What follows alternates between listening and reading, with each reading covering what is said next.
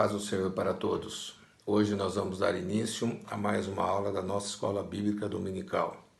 Louvamos a Deus por este momento, pelos professores, pelos alunos, pela equipe técnica que tem se dedicado a manter a possibilidade de termos a sequência das aulas da Escola Dominical.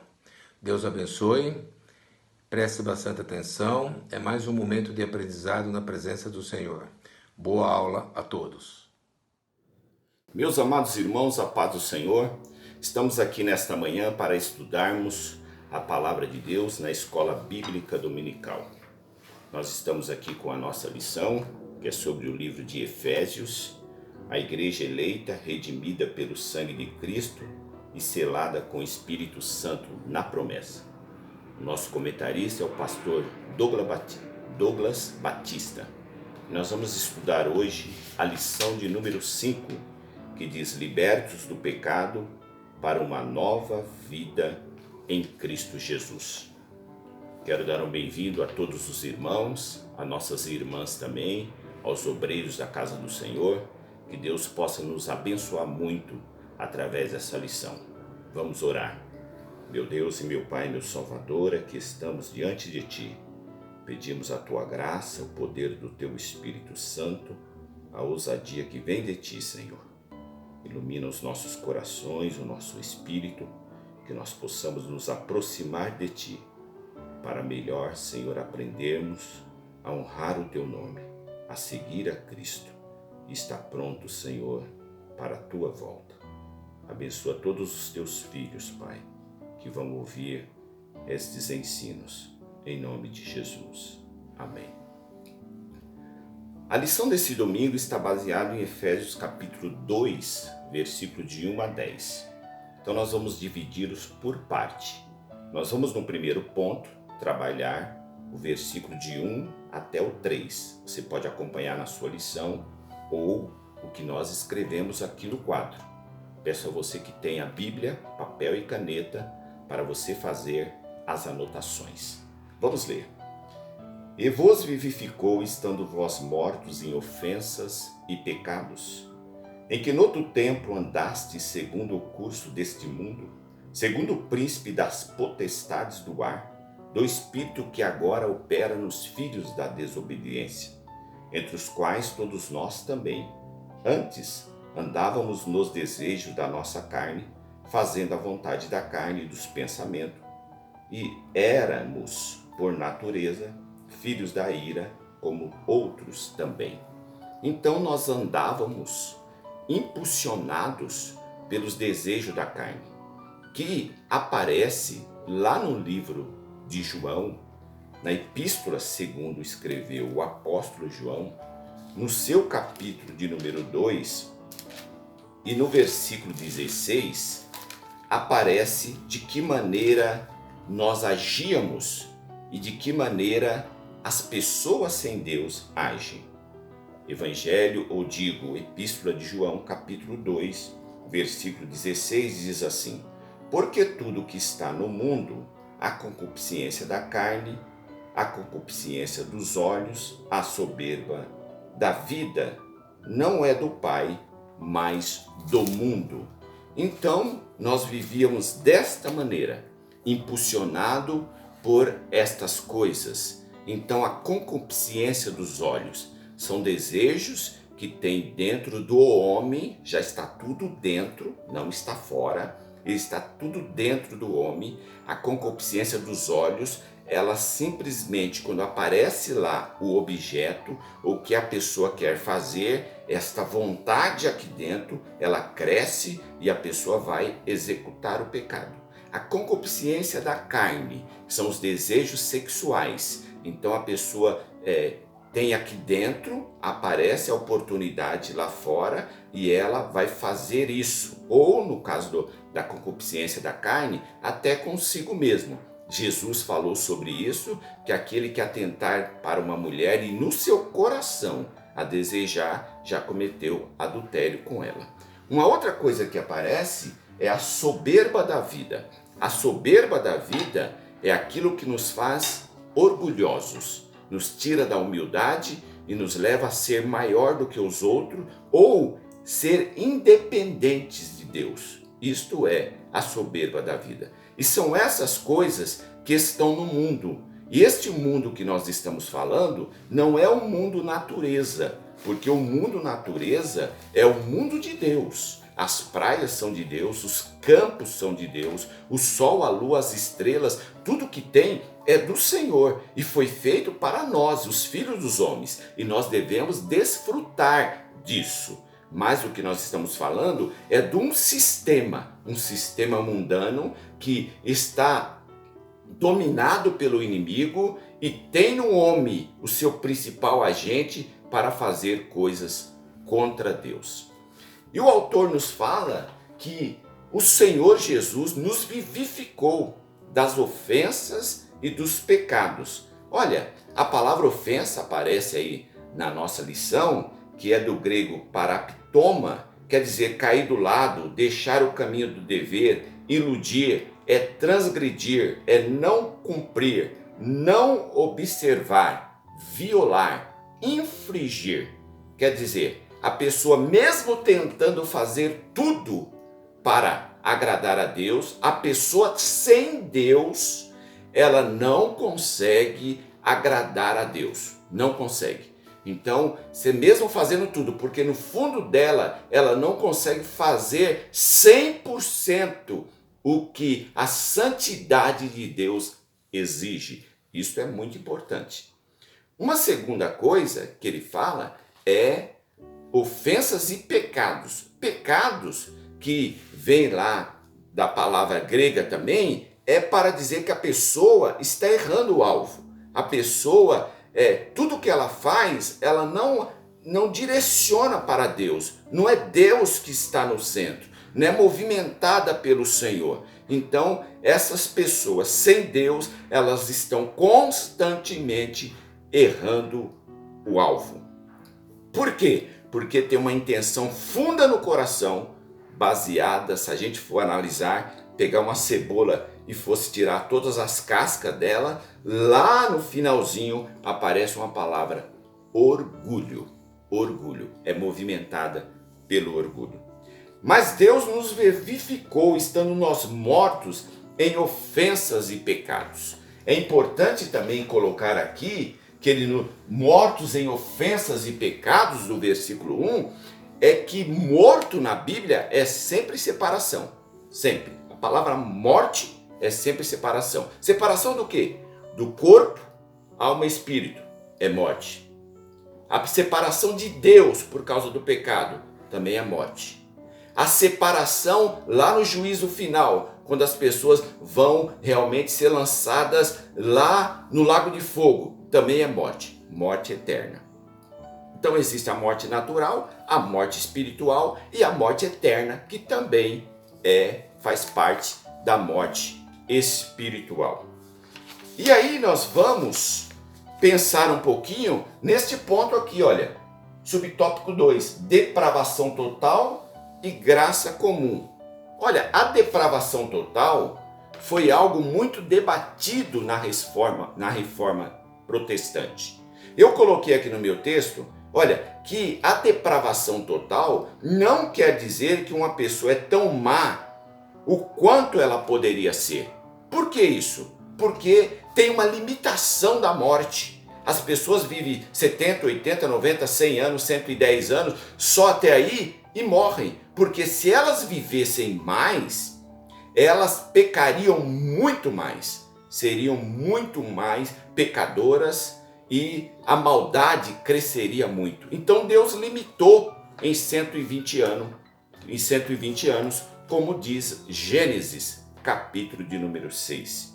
Então, a depravação total quer dizer, na verdade, que essa abrangência da morte contaminou o pecado, contaminou todo o nosso ser. Todo o nosso ser. O homem sem Deus, a sua mente está morta. A sua mente está morta. As suas emoções estão contaminadas. Os seus sentimentos estão contaminados. A sua estética está contaminada. É por isso que o cristão vai precisar passar por uma ressurreição.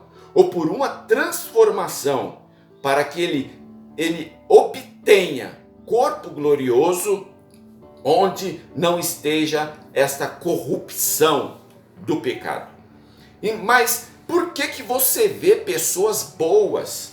Por que você vê pessoas que têm uma certa genialidade, que essas pessoas produzem coisas maravilhosas?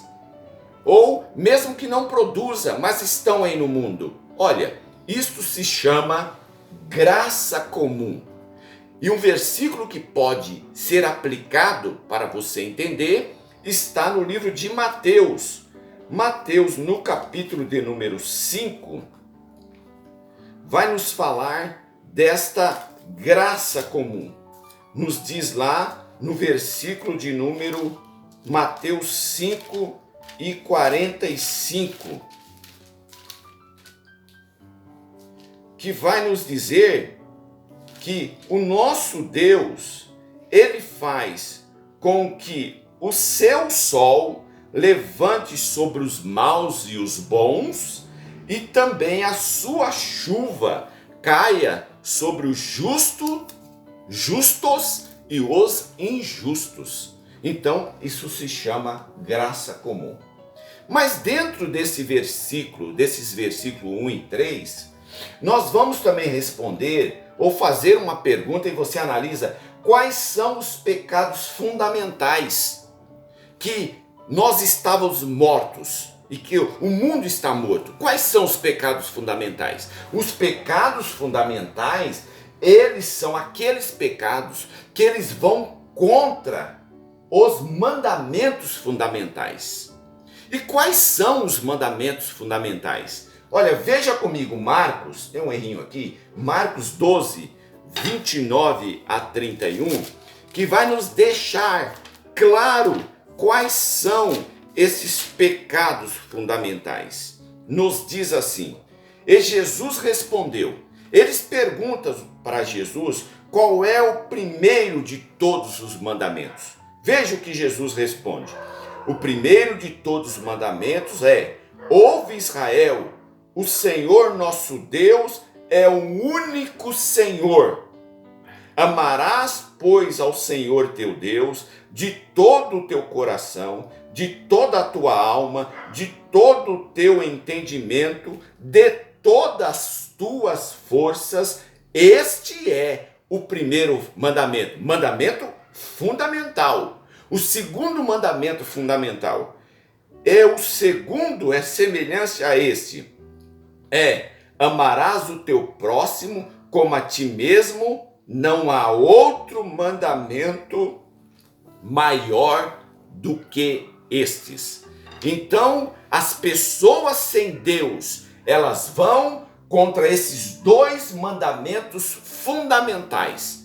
Não amam a Deus com toda a sua alma, com toda a sua força, com todo o seu entendimento, e não ama o seu próximo. Vejam, irmãos, que é mandamento, não é sentimento, mas mandamento que precisa ser obedecido. Nós vamos então para o nosso tópico 2. Que nós vamos abranger os versículos de 4 até o 7. 4 até o 7. Então nós vamos 4 até o 7. Nos diz assim a palavra de Deus, Efésios 2, 4 a 7. Mas Deus, que é riquíssimo em misericórdia, pelo seu muito amor com que nos amou, estando nós ainda mortos em ofensas, nos vivificou juntamente com Cristo, pela graça sois salvos. E nos ressuscitou juntamente com Ele, e nos fez assentar nos lugares celestiais em Cristo Jesus, para mostrar nos séculos vindouros as abundantes riquezas da sua graça, pela sua benignidade para conosco em Cristo Jesus. Então, o segundo tópico, e aí aparece também na nossa lição, nós estamos seguindo, que diz: fomos vivificados pela graça de Deus, vivificados pela sua graça. Olha, nós não tínhamos nenhuma possibilidade de vida espiritual. Não havia nada que nós pudéssemos fazer para nos vivificar espiritualmente. E aí é interessante pensar que nós estávamos mortos, né? E a ira de Deus estava sobre nós. E neste ponto eu quero que você preste atenção aqui nas minhas mãos. De um lado nós estávamos sobre a ira de Deus. Nós estamos aqui embaixo, de um lado sobre a ira de Deus. Mas do outro lado nós estamos sobre o amor de Deus. Sobre o amor de Deus. A ira de Deus, ela faz parte da justiça de Deus. Da justiça de Deus. Então Deus, como é justo e é extremamente ou santíssimo, quando ele vê o mal, a ira dele se aflora. Então ele quer executar a sua ira por causa da sua justiça, mas tem o amor e a misericórdia de Deus, né, que atenta para nós. Aí nós temos que pensar, olha, eu anotei aqui, a ira de Deus é uma resposta aos nossos pecados, mas o amor de Deus não é uma resposta à nossa amabilidade. Vou repetir, que isso é muito importante. Olha, a ira de Deus é uma resposta aos nossos pecados, mas o amor de Deus não é uma resposta à nossa amabilidade. Quer dizer, nós não temos nada em nós que Deus possa dizer para a gente assim, nossa, como ele é maravilhoso esse menino, ou esse pastor, eu vou amar porque ele tem coisa que agrada a mim. Não, nós não temos nada que agrada a Deus. Então nós vamos dar um exemplo aqui. Você que é casado ou você que não é casado, está namorando, ou tem a sua noiva, seu noivo. Então você diz para a sua esposa ou seu esposo, eu te amo. Olha, quando você diz eu te amo para essa pessoa, significa que ao olhar para essa pessoa, você encontrou nela algumas coisas que traz para você uma amabilidade. Aí você viu que essa pessoa é bonita, você viu que essa pessoa é uma pessoa que traz desejos em você, você viu que essa pessoa é uma pessoa carinhosa, é uma pessoa que completa você. Então você encontra nessa pessoa a amabilidade. Aí você diz eu te amo. Mas no nosso caso é diferente. Se você encontrasse uma pessoa que fosse uma pessoa do sexo oposto, horrível, uma pessoa que não te desse nenhum tipo de agrado, vamos supor que você gosta muito de dentes brancos, aquela pessoa não tem, você gosta de cabelo comprido, aquela mulher não tem, você gosta de homem alto, ele não é, olha, e você vai dizer eu te amo para essa pessoa? De maneira nenhuma.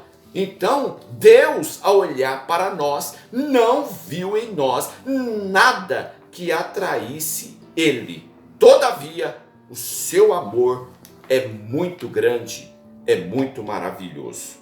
Glórias a Deus por isso. Olha, se nós olharmos na Bíblia Sagrada, nós vamos ler um texto em Isaías, capítulo de número 1, versículos 5 e 6, que dá uma certa noção quem éramos nós. Isaías 1, 5 e 6. Por que sereis ainda castigados, se mais vos rebelaríeis? Toda a cabeça está enferma e todo o coração fraco. Desde a planta do pé até a cabeça, não há nele coisa sã, senão feridas, inchaços e chagas podres, não espremidas, nem ligadas, nem nenhuma amolecida com óleo. Nós podemos ler também Isaías capítulo 64, versículo de número 6. Isaías 64, versículo 6, que nos diz assim: mas todos nós somos como o imundo, e as nossas justiças como trapo de imundícia, e todos nós caímos como a folha, e as nossas culpas como um vento nos arrebatam. Então esse era o nosso estado. Mas nos diz a palavra do Senhor que Deus é rico em misericórdia, em amor. Ele nos tornou vivos, nos fez capaz de ouvir e responder à sua vontade. Por isso que a Bíblia vai dizer, quando Jesus nos vivificou, diz que nos vivificou juntamente com Cristo. Quando isso aconteceu? Isto aconteceu, irmãos, na ressurreição. Mas nós não podemos descartar o tripé da salvação. A salvação, ela é firmada num tripé. O primeiro pé é o nascimento, a concepção virginal de Jesus Cristo, porque ele foi gerado pelo Espírito Santo. O segundo pé desse tripé é a morte de Jesus na cruz do Calvário, o seu sangue derramado, as suas marcas do lado, nas mãos, nos pés, na coroa de espinho, a cruz de Cristo, o sofrimento de Cristo. O terceiro pé desse tripé é a ressurreição de Jesus. Então, quando o apóstolo Paulo diz nos vivificou, ele está colocando a ressurreição como um ato final, mas passou pelo nascimento virginal, pelo sofrimento na cruz do Calvário que Jesus aceitou, e agora a ressurreição de Cristo. Ele nos vivificou e nos ressuscitou juntamente com ele, e nos fez assentar em lugares celestiais em Cristo. Olha, nós estamos assentados nos lugares celestiais, nos céus. E eu coloquei aqui uma palavrinha, escatologia inaugurada. Talvez você, mesmo estudante de teologia, nunca viu falar isso, mas eu vou explicar para você. A escatologia é uma matéria que ela estuda, escatos quer dizer futuro, e logia quer dizer estudo. Ela estuda coisas futuras. Mas a escatologia inaugurada significa que tem coisas que vão acontecer, vão culminar lá no futuro, mas elas já estão acontecendo agora. Já começou lá no passado, ou já começou agora e vai culminar lá no futuro. Vou dar para você 2 exemplos, que você pode pegar a Bíblia Sagrada e nos seguir nesses 2 exemplos. Romanos 8:33. Romanos 8:33. Nós estamos falando da escatologia inaugurada. Diz assim a palavra de Deus: quem intentará acusação contra os escolhidos de Deus? É Deus quem os justifica. Quem os condenará? Pois é Cristo quem morreu, ou antes quem ressuscitou dentre os mortos, o qual está à direita de Deus e também intercede por nós. O que significa isso? Significa que o cristão, todo mundo, ele vai passar pelo julgamento, lá no juízo final. Mas o cristão que está em Cristo, ele já está sentado com Cristo. Então, nessa escatologia inaugurada, ele não vai passar pelo julgamento final. Na verdade, o cristão já está justificado em Cristo. Então, este juízo final que vai acontecer lá no final não é para o cristão, é para as pessoas sem Deus. Mas o cristão, ele já está sentado com Cristo em regiões celestiais. Quer dizer, o cristão já foi declarado justo. Uma segunda coisa para você entender. 1 Coríntios, capítulo 15, versículo 24 e 25, nos diz assim a palavra de Deus. 1 Coríntios 15, 24 e 25. Depois virá o fim, quando tiver entregado o reino a Deus, ao Pai, e quando houver aniquilado todo o império e toda potestade e força. Porém, convém que reine no presente. Porém, convém que reine até que haja posto a todos os inimigos debaixo de seus pés. Ora, o último inimigo que há de ser aniquilado é a morte. Olha, na teologia ou na escatologia inaugurada, está claro aí, o reinado que Jesus vai tomar conta, total, é no futuro, mas ele já está reinando. Por isso que diz, é-me dado todo o poder no céu e na terra. Isto é escatologia inaugurada. Então, o cristão, ele está entre o já e o ainda não. O que quer dizer? O cristão está em Cristo, lá já sentado nas regiões celestiais, em Cristo Jesus. Ele permanecendo até o fim. O que falta para o cristão? Apenas um corpo glorioso, apenas ser transformado. Aqueles que morreram em Cristo vão ressuscitar primeiro e depois nós que estivermos vivos, ressuscitaremos, seremos transformados e juntos encontraremos com Jesus nos ares. Então o que é entre este já e o ainda não? O já é que nós já estamos assentados em Cristo. O ainda não é que nós precisamos deste corpo glorioso para estar completamente na presença do nosso Deus. Que maravilha! Glória a Deus! Aleluias! Então, essas últimas coisas já começaram. Vou ler aqui o que eu fiz uma anotação. Deus nos enxerga lá porque Jesus está lá do lado dele. Ao olhar Deus, ao olhar para Jesus, ele enxerga a sua igreja. E note que coisa interessante. Em Jesus há muitas marcas no seu corpo. Não é verdade? Há marcas na sua mão, estão vívidas lá no céu. A marca no seu lado, a marca nos seus pés.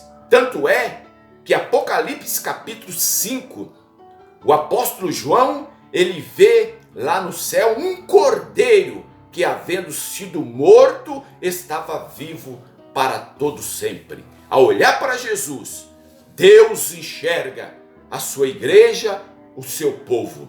Isaías 53 diz, o trabalho da sua mão ele verá e ficará satisfeito. Glória a Jesus. Você e eu somos o trabalho da mão do Senhor, estamos assentados em regiões celestiais em Cristo. A palavra região celestial ou palavras sinônimas a esta só são encontradas em Efésios, 6 vezes em Efésios. Não vamos citar aqui, mas você pode olhar na sua Bíblia e encontrar estas palavras.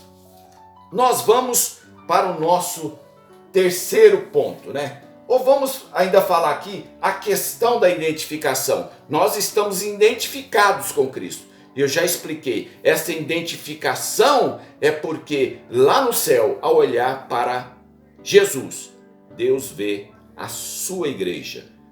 Que feridas são essas? Jesus vai perguntar. São as feridas que eu fui ferido na casa dos meus amigos. Nós vamos para o terceiro tópico da nossa lição, que diz que a salvação não vem pelas obras, não vem pelas obras. E agora nós vamos trabalhar os versículos de Efésios 2, versículo 8 e o versículo 9, que nós vamos ler. Porque pela graça sois salvos, por meio da fé. Isso não vem de vós, é dom de Deus. Não vem das obras, para que ninguém se glorie. Não vem das obras, para que ninguém se glorie. Olha, a salvação é pela graça, mediante a fé, para as boas obras preparadas por Deus. A palavra graça, ela tinha muitos significados no primeiro século. Nós vamos ver, por exemplo, Flávio Joséfo, que escreveu a sua obra em 7 volumes. Nesta obra de Flávio Joséfo, ele que não era cristão, era um judeu, mas não era cristão, aparece várias vezes a palavra graça. Flávio Joséfo vai fazer, de vez em quando na sua obra, ele faz uma pergunta. Ele pergunta assim: Deus deve dar a sua graça àqueles que merecem ou àqueles que não merecem? Ele responde: Deus deve dar a graça àqueles que merecem. Caso contrário, ele seria um Deus injusto. Flávio Joséfo, que foi mais ou menos um contemporâneo de Paulo, Paulo vai contra isso. Paulo vai dizer: não é assim. Paulo diz que se a graça é dada aos que merecem, já não é graça. Estaríamos falando de recompensa. Estaríamos falando de recompensa sobre obras. Estaríamos falando de alguma coisa que você recebe como se fosse um salário. Então, Paulo vai dizer: a graça não é dada aos que merecem. A graça é dada aos que não merecem. Por isso que a palavra graça é um favor não merecido. Então, Paulo é claro a dizer: a graça não é merecida. Todo cristão, ele precisa estar consciente disso. A graça não é merecida. Olhar no espelho e dizer: eu não mereço o que Jesus fez por mim. Olha, então a graça é apropriada pela fé. Não é porque somos sensíveis, irmãos, ou somos menos ruins do que as outras pessoas. Nós vimos no primeiro ponto a depravação total. Não, nós somos ruins, nós somos más, nós somos pessoas que nós estamos estávamos sempre lutando contra Deus. Não, essa fé não vem de nós, é dom de Deus, é fé salvífica, fé para a salvação que vem de Deus. Glórias a Deus. Olha, não há espaço, irmãos, para se exaltar.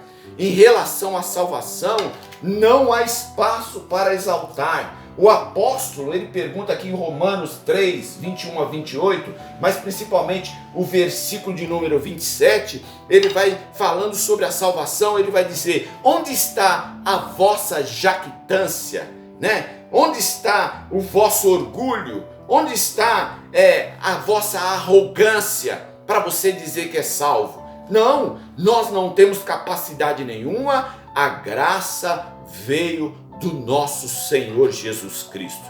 Mas aí você que é uma pessoa atenta à palavra de Deus, você pode ler Tiago 2:14, que o Tiago capítulo 2, ele vai falar sobre a questão das obras. Ele vai dizer: mostra-me a tua fé sem as tuas obras, que eu mostrarei a minha fé pelas minhas obras. Na verdade, irmãos, o cristão verdadeiro, ele entende que as obras não traz salvação, mas as boas obras, elas fluem da salvação. Não é qualquer obra. Nós vamos chegar no versículo 10. As boas obras, elas fluem da salvação. Um cristão salvo em Jesus, ele faz boas obras, não porque ele quer ser salvo por elas, mas ele é impulsionado a fazer boas obras porque ele é salvo por Jesus Cristo. Glórias a Deus. Então, as obras não traz salvação, mas as boas obras, elas fluem da salvação. Jesus disse lá em Mateus, capítulo 7, versículo 16 ao 20, ele vai dizer: pelos seus frutos conhecereis. Quer dizer, pelos seus frutos. Por isso que João Batista, ao pregar o evangelho, ele vai dizer: arrependei-vos. Aí ele vai continuar: produzi, pois, frutos dignos do arrependimento. O cristão, ele precisa produzir frutos dignos de arrependimento. Ele precisa demonstrar. Fruto é algo que se vê, não é raiz. Ele precisa demonstrar que ele é um cristão arrependido pelos seus pecados. Frutos de arrependimento. O versículo 9. Eu faço uma pergunta então aqui, olha. Como você pode saber se nasceu de novo? Como eu sei que eu nasci de novo? Como eu sei que realmente me converti? Meus amados irmãos, todo cristão nascido de novo, ele vai ter uma revelação de Jesus Cristo na sua alma.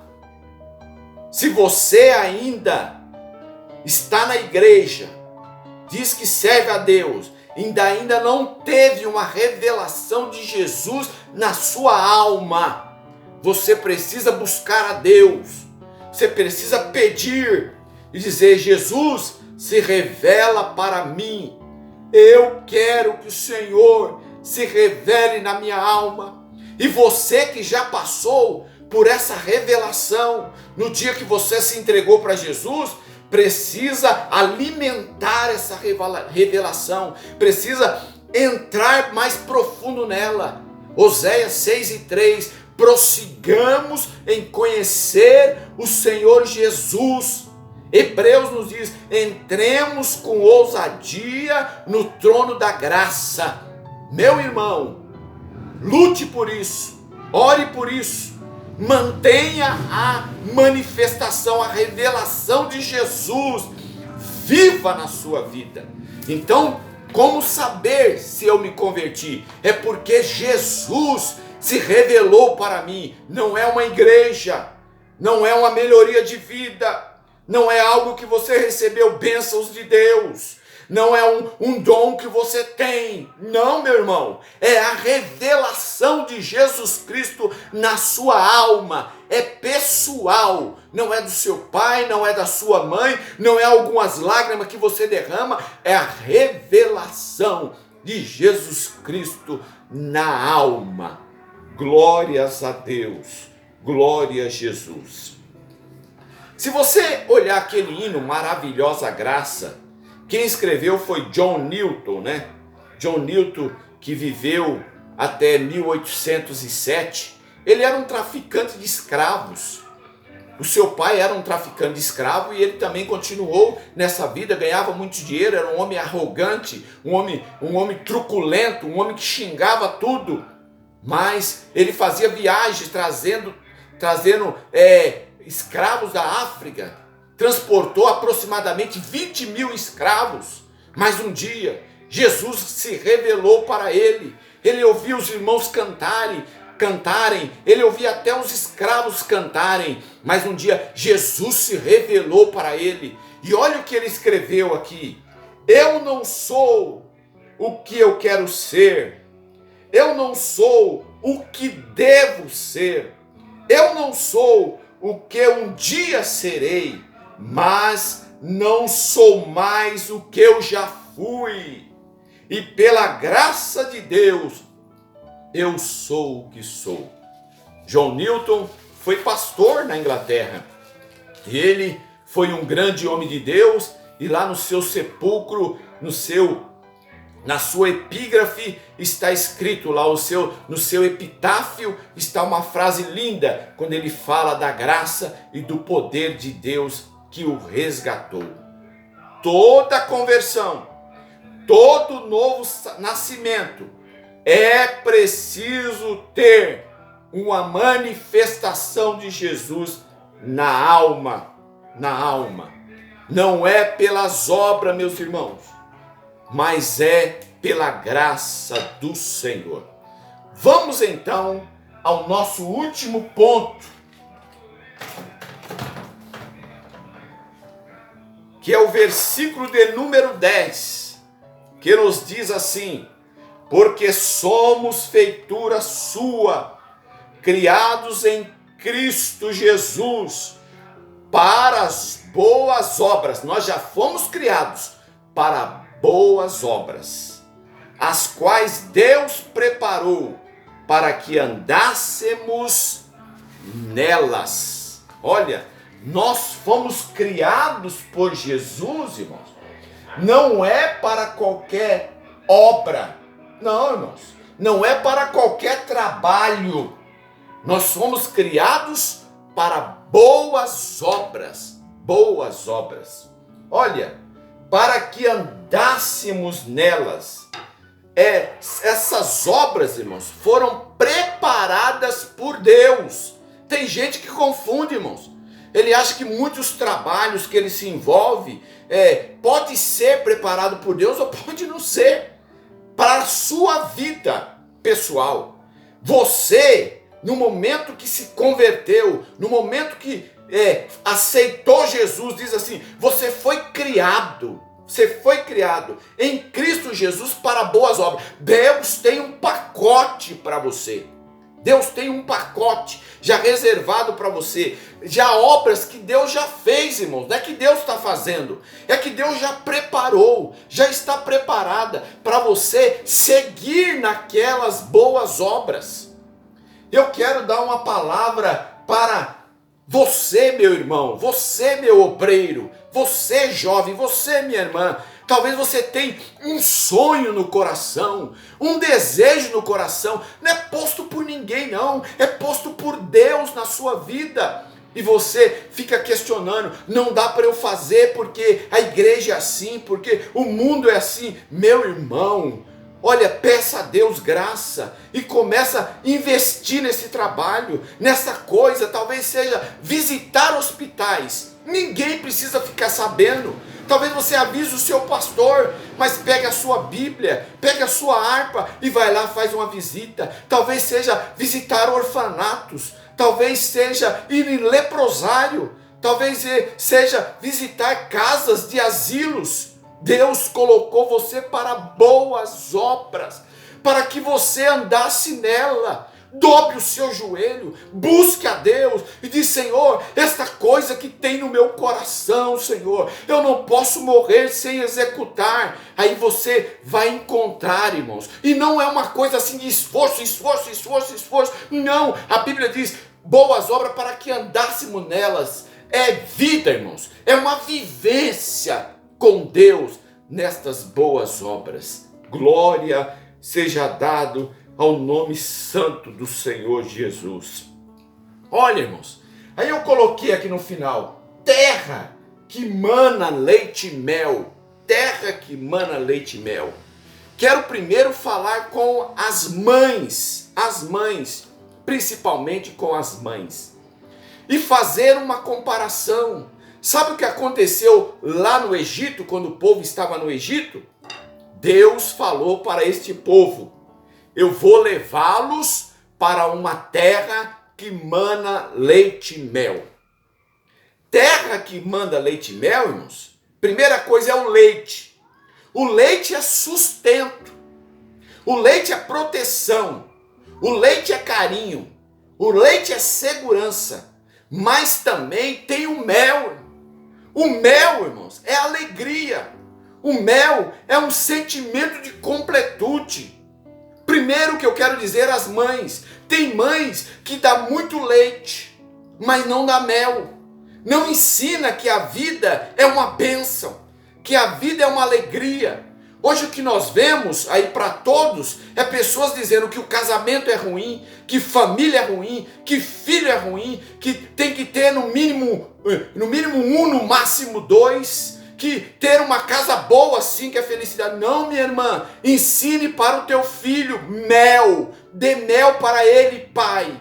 Dá alegria para esse filho, mostre para ele que a vida é uma bênção, que a igreja é uma bênção, que Deus é uma bênção, que a Bíblia é uma bênção, que o nome do Senhor seja glorificado. A vida espiritual, irmãos, também é uma vida de leite e mel, não é uma vida de sacrifício, de dores, sem alegria, não. É uma vida de alegria, uma vida de paz.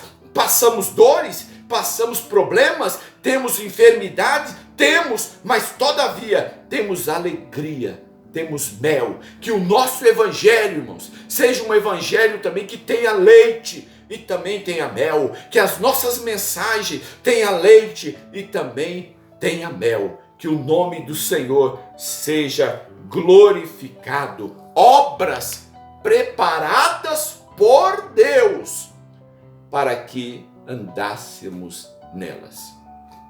Vamos às nossas considerações finais. Considerações finais. E eu coloquei aqui um ponto. A ceia do Senhor. É na ceia do Senhor, irmãos, que está o auge que Jesus quer que nós comemoremos. Ele diz na sua palavra: eu desejei muito, dizendo para os discípulos, comer com vocês esta Páscoa, esta ceia. Irmão, não tome a ceia de qualquer jeito. Não simplesmente pega o pão e joga na boca e ali abre os seus olhos. Não, irmão, é hora de você pensar na cruz do Calvário, em tudo que Jesus fez por você, em reverência a Deus. O que estamos fazendo com a ceia do Senhor? De que modo nós estamos participando? Olha, pense nisso na próxima ceia do Senhor.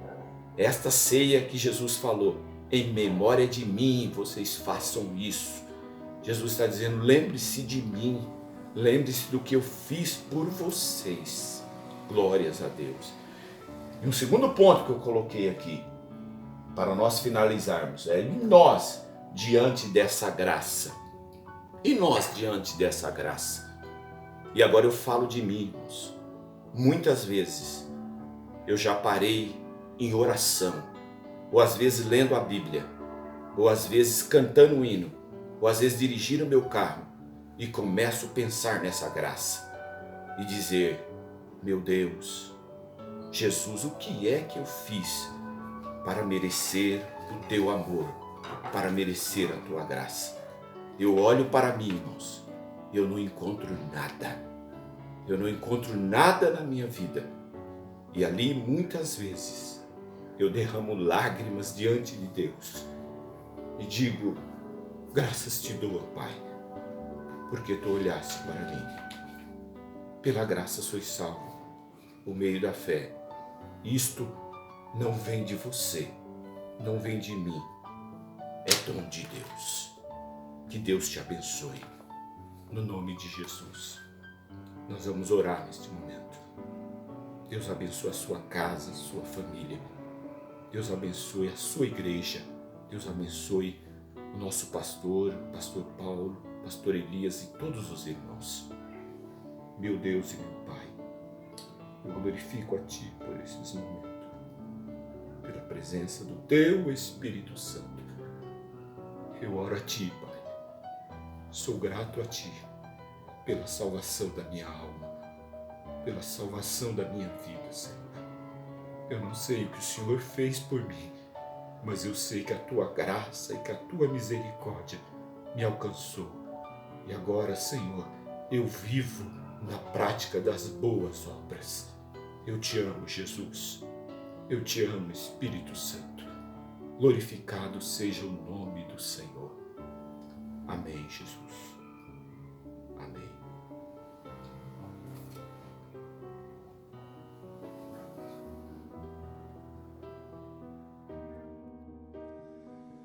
Amados irmãos, concluímos mais uma aula da Escola Bíblica Dominical. Louvamos a Deus pela vida dos nossos professores, das nossas professoras, dos nossos alunos, da equipe técnica. E nós te esperamos no próximo domingo, nesse mesmo horário, para aprendermos um pouco mais da palavra de Deus. Deus abençoe a todos, em nome de Jesus. Amém.